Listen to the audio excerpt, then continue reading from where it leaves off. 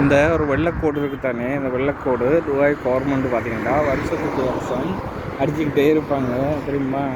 ஒரு வருஷத்துக்கும் அடிச்சுக்கிட்டே இருப்பாங்க. ஒரு வருஷமும் இந்த வெள்ளைக்கோடு அடிச்சுக்கிட்டு இருப்பாங்க.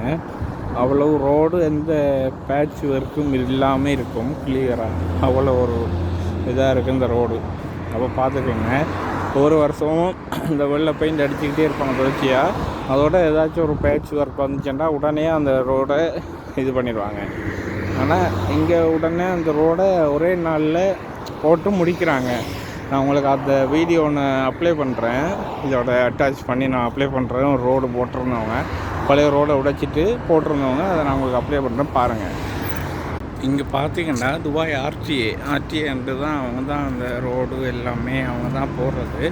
அப்போ அவங்களுக்கு நம்ம மக்கள் ஏதாச்சும் ஒரு ரோட்டில் ஒரு பள்ளம் இருந்து அதை ஃபோட்டோ பிடிச்சி அவங்க வெப்சைட்டில் நம்ம அப்லோட் பண்ணிட்டோம்னா அவங்க உடனே அந்த இடத்துக்கு வந்து அந்த ரோடை ரெடி பண்ணி கொடுத்துட்டு போயிடுவாங்க. ரெடி மட்டும் அவங்களுக்கு அந்த ஃபோட்டோ பிடிச்சி அவங்களுக்கு அனுப்பிடுவாங்க.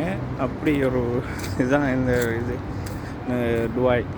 அப்படி ஒரு இது அந்த வீடியோ நான் உங்களுக்கு அப்ளை பண்ணுறேன் பாருங்கள். ஓகே, இந்த இடத்துல பார்த்தீங்கன்னா ரோடு விரிவாக்கம் மதியம் ஒரு 12 மணிக்கு துவங்கினவங்க இப்போ ஒரு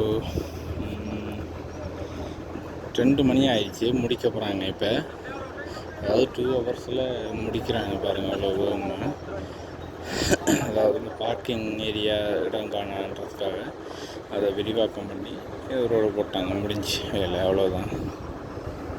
இந்த பாருங்கள், அதை உடைச்சதை இங்கே போட்டிருக்காங்கன்ட்டு பாருங்கள். அந்த ரோடு உடைச்ச துண்டுகளை அப்படியே எடுத்து டிப்பரில் போட்டுக்கிட்டு இருக்காங்க. அப்படியே போட்டுட்டு போக மாட்டாங்க. அந்த இடத்துல கிளியர் பண்ணி எடுத்து அதை டிப்பரில் போட்டு கொண்டு வருவாங்க. அவ்வளோதான், வேலை முடிஞ்சு.